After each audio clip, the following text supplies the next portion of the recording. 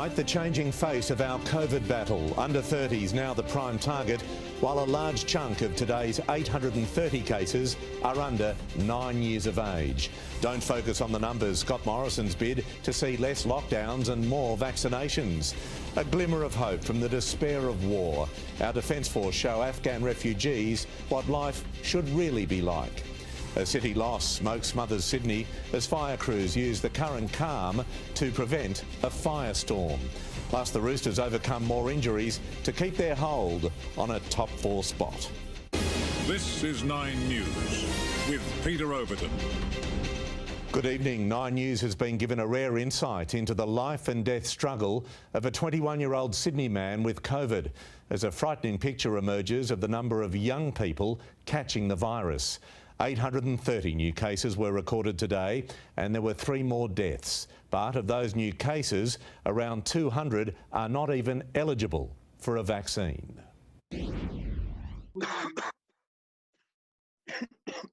Jet Stanton tested positive to COVID the day before he was booked in for a vaccination.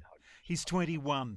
A week into the illness at Liverpool Hospital, he has cold sweats, intense headaches, a blocked chest and throat, and he fears what's coming. The doctor explained to me that it's normally like the second week where it hits you the hardest. And the fact I'm not in my second week yet, I don't really know what to expect. It's probably like the scariest part of it. Dig into the 830 cases. It shows COVID has become a young person's disease in New South Wales. 100 of those cases are aged between 0 and 9. The chance of school fully resuming for term 4 in October seems unlikely. Young children will miss out on 2 years of schooling. Would you like to see schools go back early October? New South Wales Health are working to see what we can do in regard to getting that back to more normal as soon as possible, but we're not there yet. 137 cases are aged between 10 and 19. Even so, the government thinks it can still hold HSC exams. Yeah, it's a possibility that we may be able to have the HSC students right across the state doing their public exams. COVID outbreaks are seeping into more primary schools. Lane Cove West Public School has shut after a student tested positive.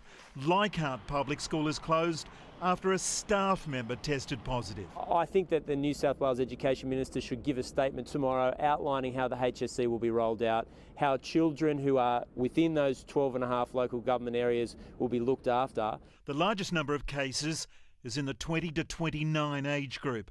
Out of today's total of 830, 195 were in their 20s. In those 16 to 39-year-old age groups in the 12 LGAs of concern, I urge you, please make a booking. Make a booking today. There is no time for delay.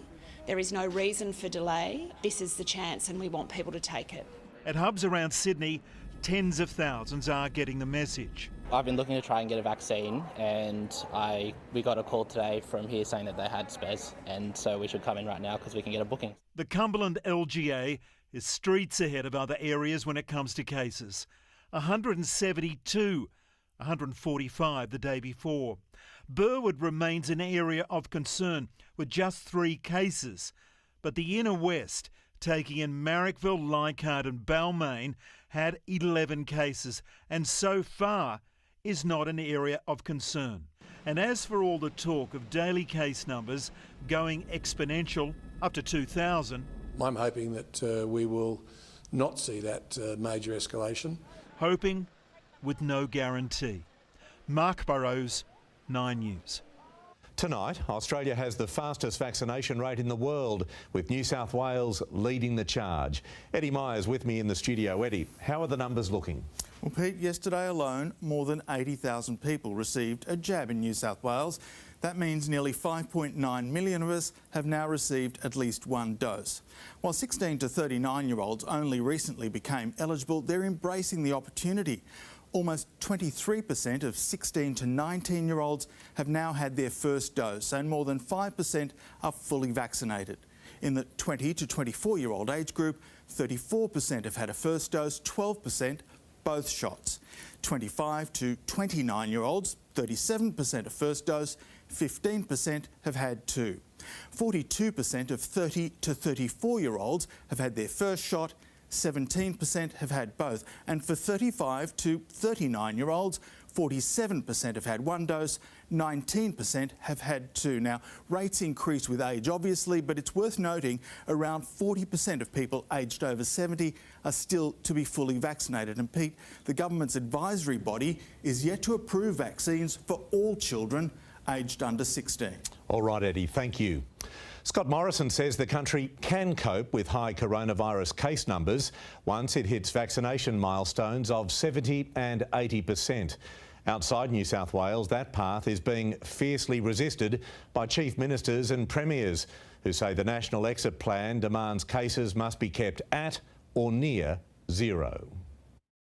Over half of Australia's population is now imprisoned in their homes, so Scott Morrison has to crash through or crash. You can't live with lockdowns forever, and at some point you need to make that gear change. With New South Wales coronavirus cases soaring, Victoria cracking down hard, chasing zero community transmission, and COVID zero states slamming their borders shut, the Prime Minister wants to change the conversation. Case numbers are not the whole story. Focusing on other measures. The public health issues of hospitalisation and serious illness. And pledging salvation through high rates of vaccination. Once you get over 70% and particularly over 80%, lockdowns do more harm than good. But states are quoting the fine print in the national milestones modelled by Victoria's Doherty Institute. It's based on low levels of infectivity and high rates of vaccination. That there would be around 30 active cases. And we have to continue to suppress with vengeance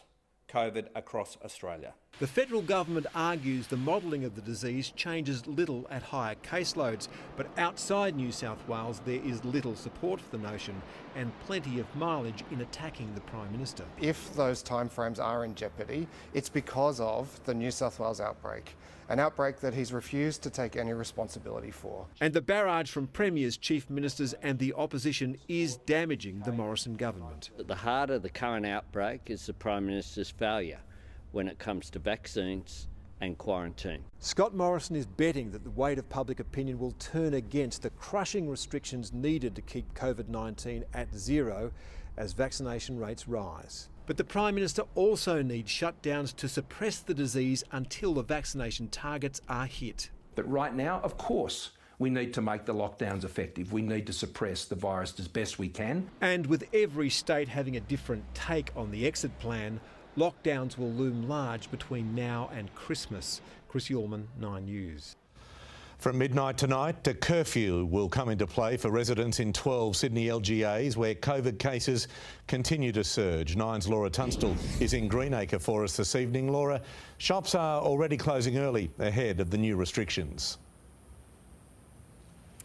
Well, that's right, Pete. Officeworks here behind me has just closed its doors to customers. It certainly was busy this afternoon, though, with people arriving to make last-minute purchases.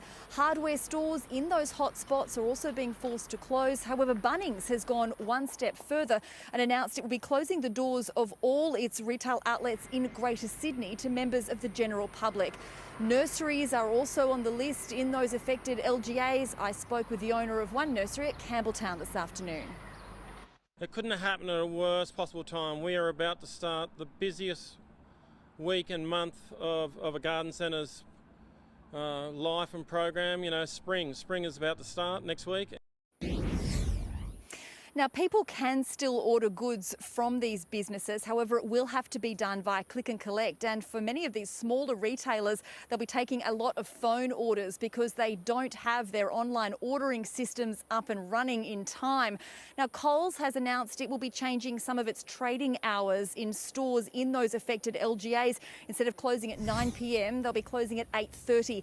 And that is because as of midnight, there will be tougher restrictions for those 12 LGAs. There will be a curfew coming into place from 9 p.m. until 5 a.m. People will only be allowed to exercise for an hour a day. As for the rest of the state, well, from midnight, you will have to wear a mask when outdoors unless you are exercising. Pete? All right, Laura, thank you. Dozens of anti-lockdown protesters have had their day in court, forced to face the music after taking to the streets illegally. And the message from police to those planning future demonstrations was loud and clear. don't. They were loud and proud of their illegal rally yesterday.